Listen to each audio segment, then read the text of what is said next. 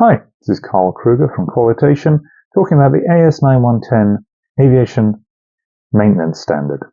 Clause 10, Improvement. When something goes wrong, fix the root cause, not just the symptoms.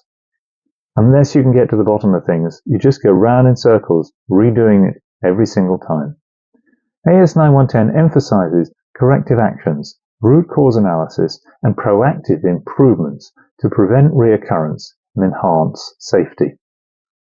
As consultants, we'll guide your team through root cause investigations using tools like 5 whys or fishbone diagrams, and establish a continuous improvement process integrated with safety management systems. These very well-used tools are absolutely core to identifying where that root cause lies.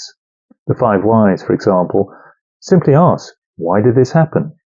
And when the answer is given, you say, and why did that happen? And why did that happen? Until you ultimately go back far enough that the answer is clear. You solve that, all of the rest of the whys get answered at the same time.